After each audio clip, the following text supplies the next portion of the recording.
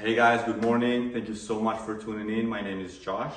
And for those of you guys who are first timers to my videos, I am the proud owner of a 1979 Corvette. This is a 350 small block.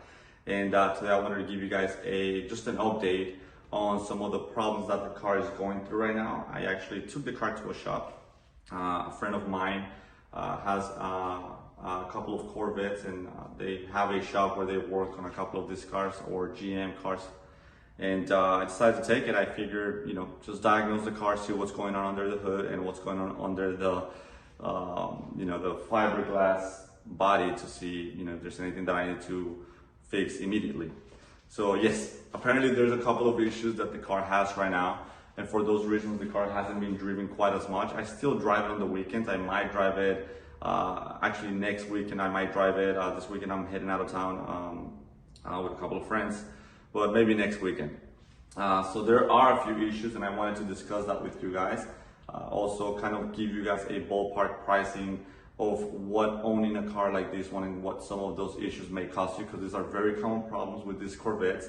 And so if you own a Corvette or you are planning on buying one, these are some of the issues that you may want to look at before buying, or have money set aside to make sure that you are able to fix them without hurting your budget. If you guys are interested in this video, stay tuned. If not, feel free to browse around my other videos. Like and subscribe. Don't forget to comment, as it helps me build confidence to make more of these videos. Once again, thank you guys for watching. All right, guys, so let's get started right with the big one. So problem number one, and I've spoken about this one in the past, but that's the transmission leak. So over the past couple of weeks that I've driven the car, I've noticed that the car has had an increment in the leakage, and that caused a red flag, because I essentially thought that there was the gasket and the pan, and that was causing the leak. I figured if there's 15 screws or 12 screws or whatever, surely 2 or 3 of those might be worn out or not titled away, and for those reasons there's a leakage. Now the original pan of this car doesn't have a drain plug, and that's why I've been kind of delaying working on that, right? I figured I'll just top it off with transmission fluid every once in a while, and that should be the end of it. When I took it to the shop, the guy told me that yes, that's part of the issue, but there's another problem. And the other problem is the seal. And the seal is a small ring that is about, I think the guy told me that it was like maybe like $8, $9 at the most, even less than that. And told me that to replace that seal, that's when the actual problem happens. Because it takes a while. There's a lot of labor that goes into it. There's a lot of parts that you have to take and unmount off the car, and then it's time consuming. So it's not very cost effective as far as timing, and it's not very cost effective as far as labor. So he quoted me at about $600 for the full thing, not just the seal, but also replacing the pan and the gasket and adding a drain plug to it, or buying a pan with a drain plug. So that way it's easier for me to do further down repairments if needed be. So that's gonna be $600. I think he quoted me on the lower end, and from what he said, I think he mentioned that I think part of that is because of the way I drive the car sometimes, and that could have helped, kind of worn that seal out even more. And for those reasons, I've seen more leaking than before. All right, guys. So down below, you guys can see how I have the cardboard mat, and it's soaking wet. Now the car has been parked for quite a few weeks now.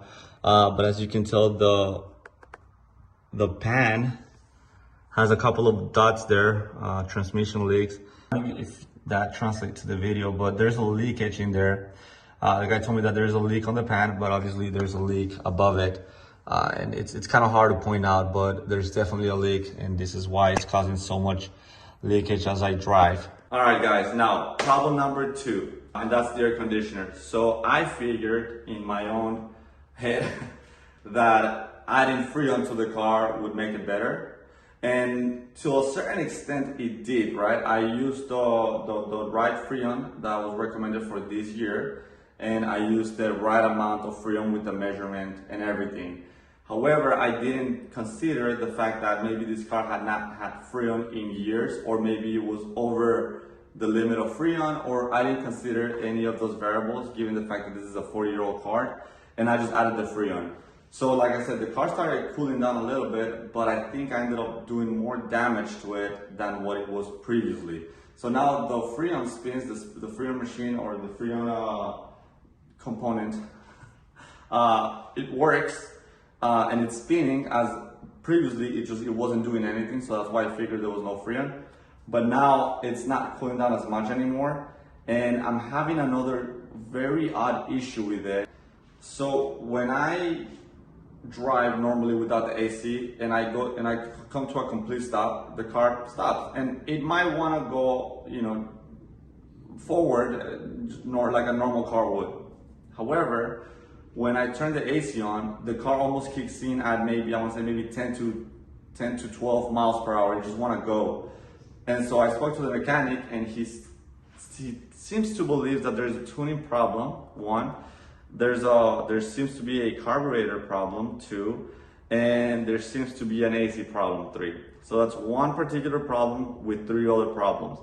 The AC, however, has a bigger cost to it. So the guy quoted him at about $2,000 to repair the AC and repair whatever is happening with the carburetor. So he's bundling those 2 things together. As far as that, I'm not sure how I feel about the price. I am still quoting in different shops, but like I said, this is a very trusted person that owns a couple of Corvettes and a couple of other cars and works on mostly GM cars. So he's a very trusted guy, but I do want to see what other prices I can find and then maybe kind of wager my options as far as this particular problem. I mentioned before, this wasn't spinning, and once I put Freon, low Freon actually, it started spinning and it started cooling down, but it's not cooling down as much as I wish it was. So I do not know if I caused even more damage to it, or if maybe it just needs more Freon or whatever. So that's what I'm looking at right now. All right, guys, problem number 3. So problem number 3, once again, diagnosed by the same guy. There's a brake leak, and that's a serious problem because you can run out of brakes while you drive. So that's a problem that I'm very concerned about, aside from the other problems.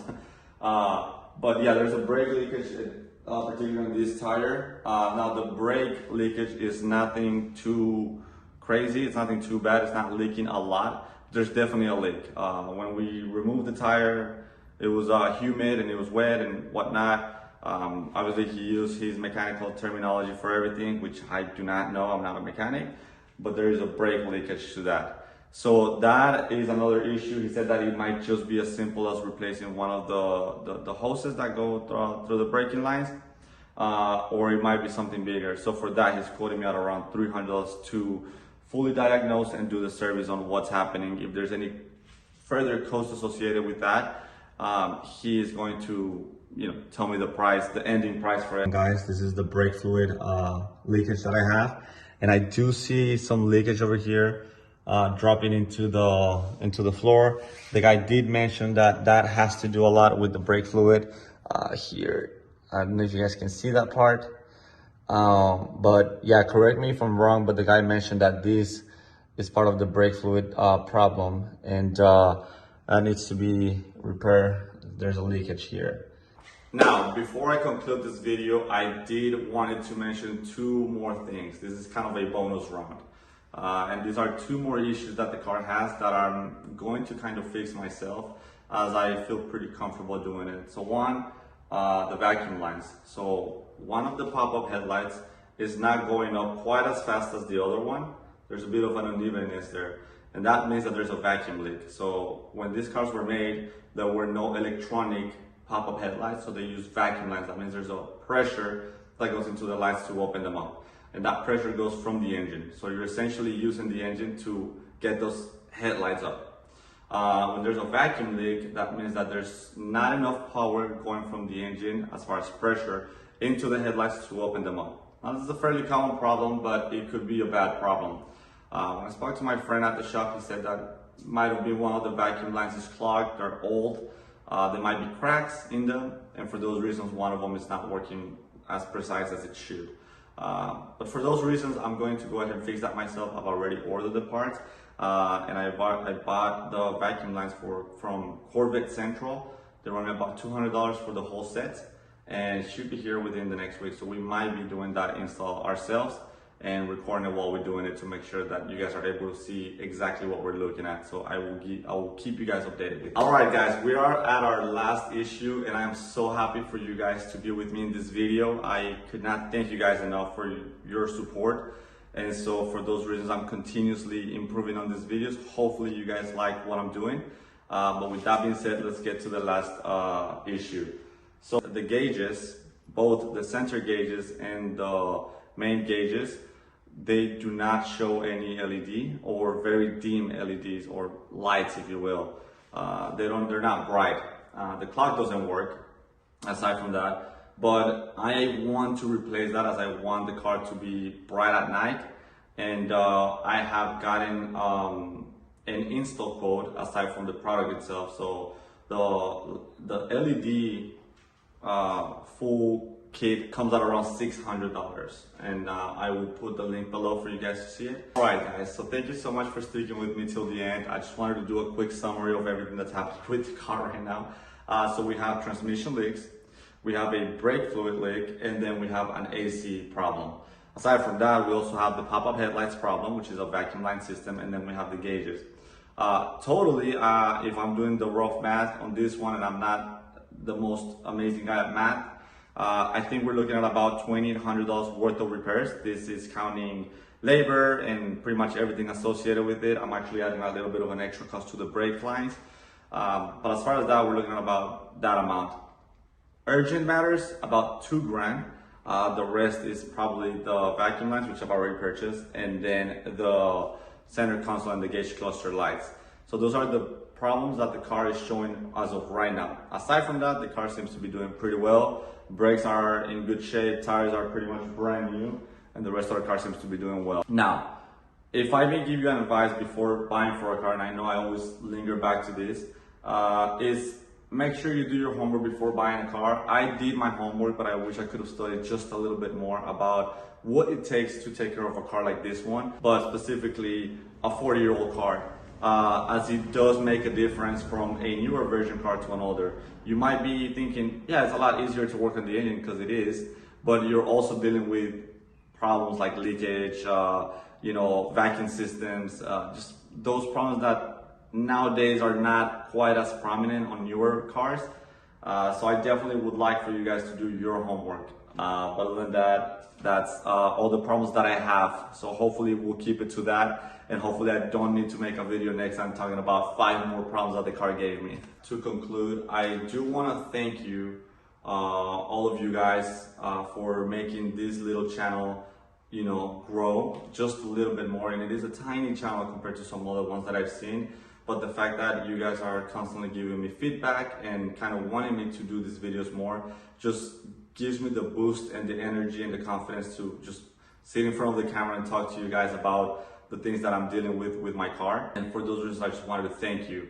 Again, I know it's a small channel, but if we can get one person to learn and understand and love this car as much as we do, then I think that makes it all worth it. So thank you guys for these, and if you guys have any suggestions as far as this channel goes, I will gladly take them. Feel free to email me, comment down below. If you guys think this channel is, shit, feel free to comment down below as well. Like and subscribe. I will continue doing these videos, and I hope to see you guys on the next one. Thank you so much. Bye.